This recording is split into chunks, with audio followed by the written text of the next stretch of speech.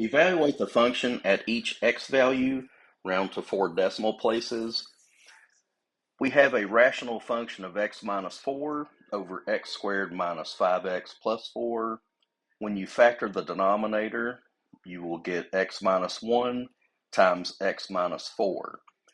Those factors on the top and bottom can be canceled, so we can cancel an x minus 4 out of the top and bottom of the fraction, leaving us with a reduced function of 1 over x minus 1. The values that you see in the left column and in the middle, these are values of x that slowly approach the x value of 4 from the left and the right sides. In our reduced form, 1 over x minus 1, we're going to substitute these different x values in for x and see if we can get a common value the closer we get to 4. In this top left value, 3.9, if we sub in for x, that's 1 over 3.9 minus 1.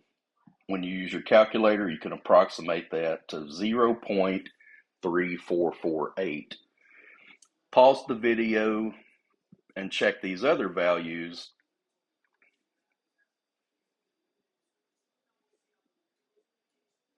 Okay. Hopefully you checked all these values. The closer we get to 4 from the left and from the right, the closer our approximation became to 0.3s.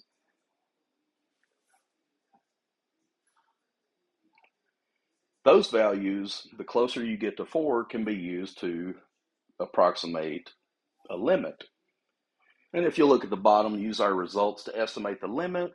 The limit as x approaches 4, this is our original function, but you can't sub 4 in directly because it'll cause a 0 denominator, and that's an undefined function. However, after factoring and reducing, we reduced it to 1 over x minus 1. 4 does not make this expression undefined, so you directly sub in a 4, and we get 1/3, which is also known as 0.3 repeating.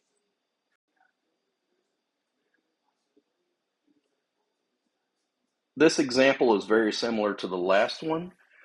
Our function is 3 sine x over x. Please be careful not to cancel these x's. This x on top is an angle, and this x on bottom is an algebraic expression. For this example, our values of x, we're going to approach 0 from the left side, that's the negatives, and we're also going to approach 0 from the right side, which is the positives. Notice on both sides we're getting closer and closer to 0 from the left and the right. Make sure your calculator is in radian mode, negative 0.1. Substitute that in for x, top and bottom. Use your calculator to approximate to 4 decimal places, 2.9950 for that upper left value. Again, pause the video, check the rest of your values, make sure your calculator is in radian mode. Okay, hopefully you're back and you checked your values. The closer we got to 0 from the left side and the right side, our values really locked in on 3. And so we can say the limit as x approaches 0 is 3.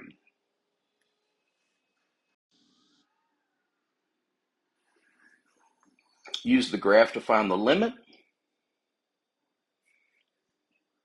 In this limit, we have limit as x approaches 2 for the function 3 minus x. 3 minus x is a line that has a y-intercept at 3 and a slope of negative 1. Linear functions are well defined. We can directly substitute 2 in for our value of x. Notice on the graph, we're approaching the x value of 2. On our graph, as we approach from the left and from the right, we're going to hit a common y value of 1. And so that's your graph giving you or helping you find the limit.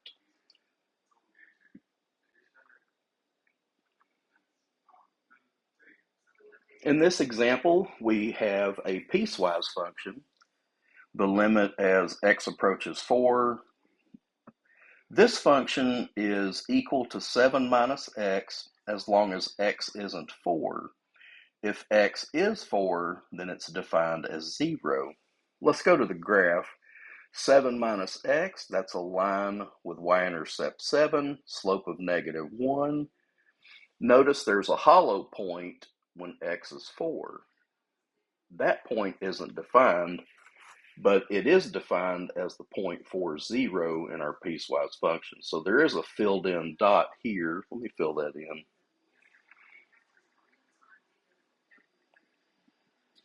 Right there. That point is the one that's defined. For limits, you just need to see if there's a common value of y as you approach your specific value of x from both sides. Even though there's a hollow point, the closer we get to 4 from the left, the closer we get to 4 from the right, we have a common y value that's approximately 3. And so our limit for this particular piecewise function is 3.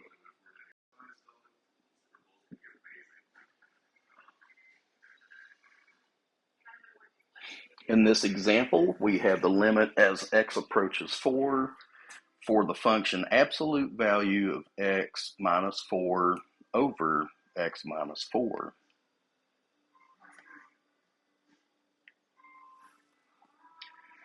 Let's recall that the definition for absolute value is as long as the internal component is 0 or positive, that'll be for 4 or larger, then we take our terms exactly as they're given.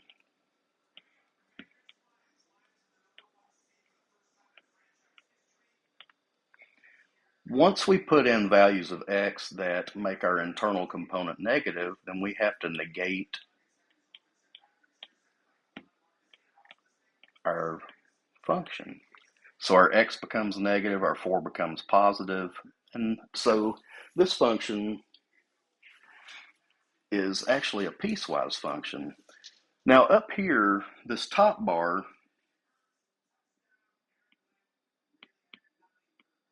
as we get close to 4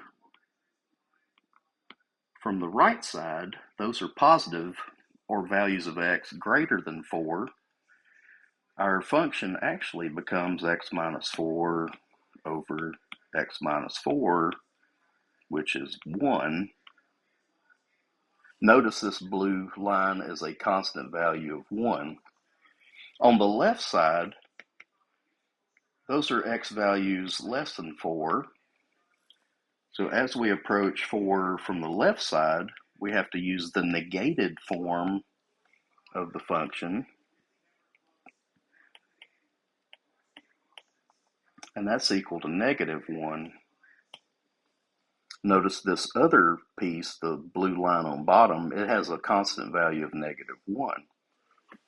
And that's because of the sign differential. Long story short, because we're asked to find the limit as x approaches 4, we have to look at it as approaching 4 from the left and the right. We have mismatched values. There's no head-on collision, so this limit does not exist.